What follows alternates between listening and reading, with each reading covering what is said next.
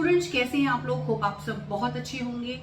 आज हम बात करने वाले हैं ऑफर लेटर और कैश लेटर के बारे में। बहुत से स्टूडेंट परेशान हो रहे हैं कि हमारे ऑफर्स नहीं आ रहे हैं। कुछ स्टूडेंट ऐसे हैं जिन्होंने कैश अप्लाई कर रखा है, एक एक डेढ़ महीने से उनके कैश नहीं आ रहे हैं। तो सब जगह थोड़ी सी ना हौश पौश बना हुआ है, स्टूडेंट्स बहुत परेशान हो रहे हैं। तो ऐसी कंडीशन में मैं दो तीन चीजें आपके साथ डिस्कस करना चाहूंगी कि रीजन क्या है। देखिए, यूके में जो इशू आ रहा था सितंबर इनटेक में, क्या हुआ, एक्सेस एप्लीकेशन लोड था यूनिवर्सिटीज के ऊपर। अगर उनके पास 100 सीटें हैं तो उनके पास एप्लीकेशन 500 आ गई। अब उस केस पे उन्होंने उतनी फीसेस भी जमा करा दी। तो घूम फिर के जो सितंबर इनटेक का बच्चा था वो अल्टीमेटली रोल आउट होके, अगर नवंबर इनटेक था तो एडजस्ट हुआ, अदरवाइज ये उसी बच्चे को रोल आउट करके जनवरी में ला रहे हैं। तो नई एप्लीकेशंस का ऑफर आना थोड़ा सा इशू कर रहा है, क्योंकि उनके पास अपनी पेंडिंग एप्लीकेशन इतनी पड़ी हुई है कि वो नई एप्लीकेशन पे काम ही नहीं कर रहे हैं। अगर आप इस समय जनवरी एप्लीकेशन प्रोसेस कर रहे हैं तो कोई फायदा नहीं है, ऑफर नहीं आने वाला है। तो अपना मेंटली अपने आप को प्रिपेयर कर लीजिए कि आप नेक्स्ट इनटेक के लिए जाएंगे, क्योंकि सितंबर इनटेक में बहुत से स्टूडेंट ऐसे थे जिनको जनवरी डेफर मिला, और कुछ ऐसे मास्टर्स के स्टूडेंट थे जिनको नवंबर बैच मिल गया।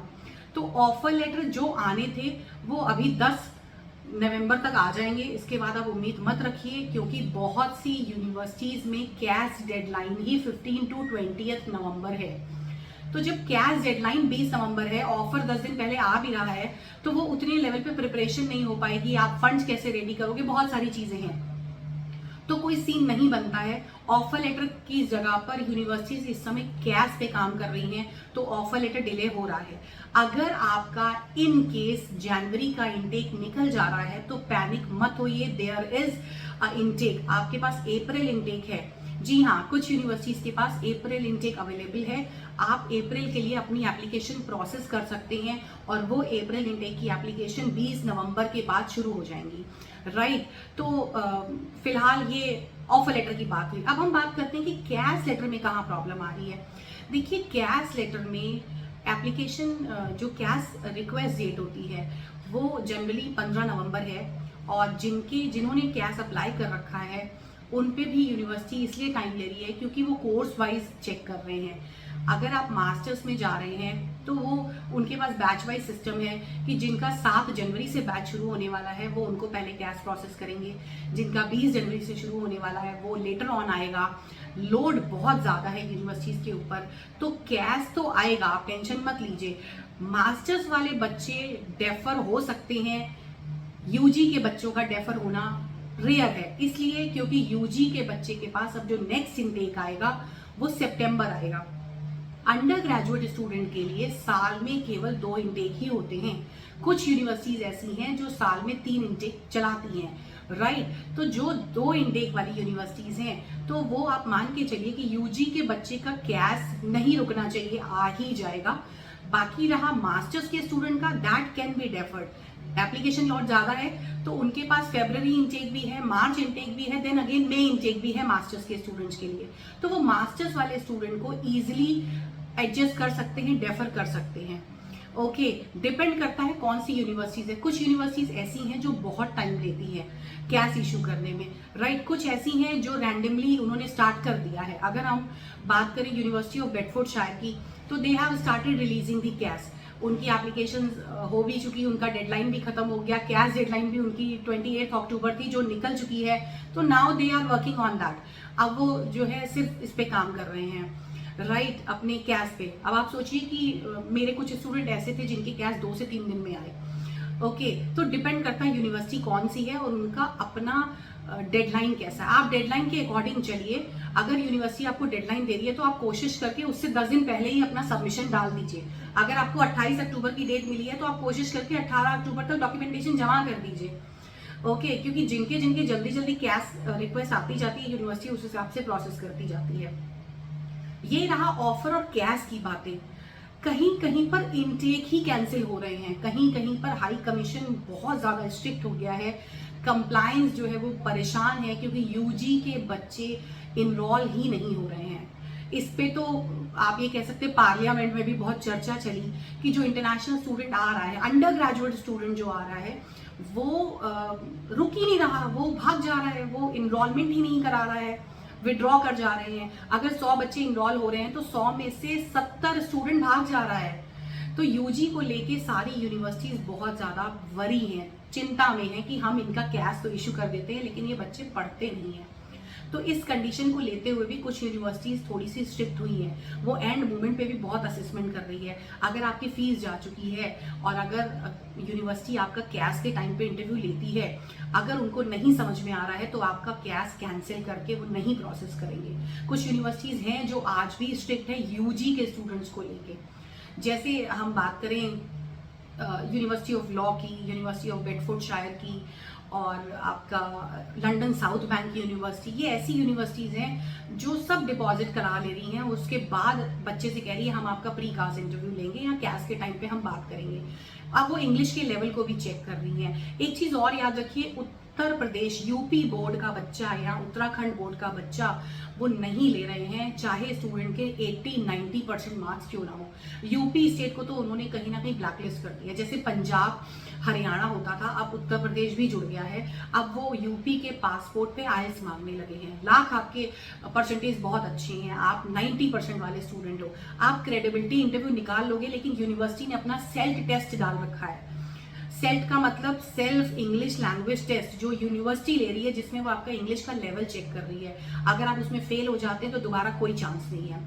तो अब आने वाले इंटेक्स के लिए आप कोशिश करिए कि आइल्स की तैयारी कर ही दीजिए। अगर आप यूपी बोर्ड के स्टूडेंट हैं तो आइल्स करिए, अदरवाइज अप्रैल में कुछ ऐसी यूनिवर्सिटीज़ हैं जो यूपी बोर्ड के स्टूडेंट को ले तो रही हैं, बट उनका क्रेडिबिलिटी 2 से 3 बार वो क्रेडिबिलिटी लेते हैं। स्टूडेंट का इंटरव्यू लेने के बाद, कंफर्म होने के बाद ही उसकी कैश रिक्वेस्ट को प्रोसेस करते हैं।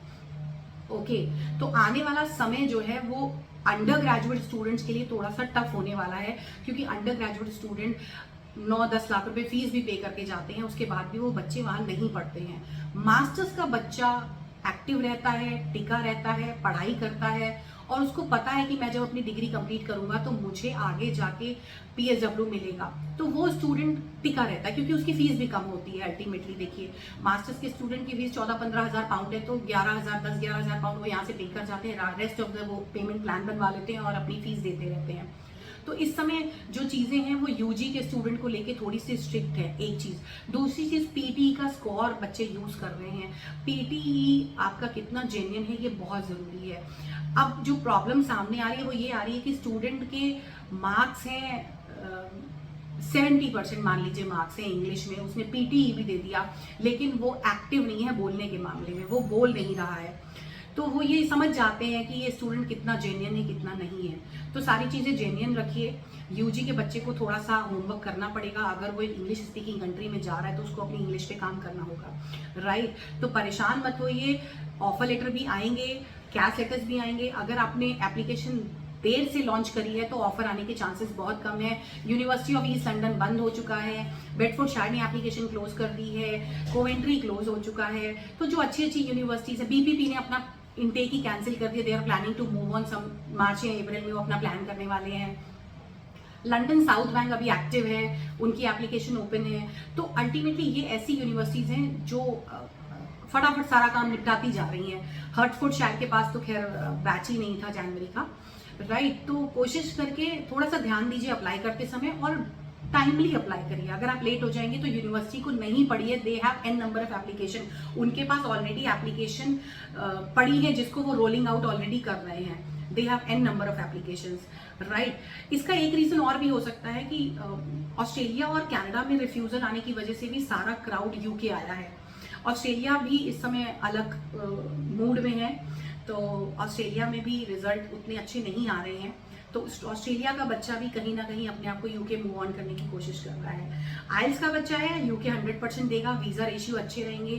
तो परेशान मत होइए, थोड़े सा सब्र रखिए और अपनी प्रोफाइल को अच्छा करिए। अगर आप किसी कारण से इंग्लिश का टेस्ट नहीं दे पाते हैं या आइल्स नहीं है तो कोशिश करिए आइल्स दीजिए। अदरवाइज कमिंग इनटेक अप्रैल का है, मैं बहुत जल्दी शेयर करूंगी वो यूनिवर्सिटीज कौन सी हैं जो अप्रैल में भी आपको मौका दे सकती है। अंडर ग्रेजुएट स्टूडेंट को अप्रैल में इनटेक कौन सी यूनिवर्सिटी दे रही है, इस पे हम लेटर ऑन जरूर बात करेंगे, बहुत जल्दी बात करेंगे। वो एप्लीकेशन 15 नवंबर के बाद से शुरू हो जाएगी। तो जिन बच्चों का ऑफर अभी तक नहीं आया है वो जनवरी का होप मत लेके चलिए, अननेसेसरी। बेटर है कि नेक्स्ट इनटेक के बारे में सोचिए, राइट। बस इतना ही था आज की वीडियो में। होप आपको ये वीडियो पसंद आई होगी। मेरी बातें बहुत स्ट्रेट फॉरवर्ड होती है, हो सकता है कुछ लोगों को अच्छी ना लगे, लेकिन ये फैक्ट है। मैं अननेसेसरी आपको कोई झूठा दिलासा नहीं देना चाहती।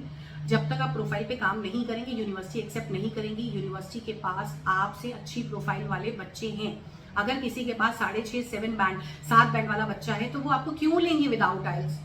ओके, अगर आपके 80 नंबर भी इंग्लिश में है but they can conclude you कि हमारा सेल्फ टेस्ट निकालो, अगर आप उनका इंग्लिश का टेस्ट नहीं निकाल सकते हैं तो आप उनके लिए बेकार है। They have their own judgement, own assessment, right.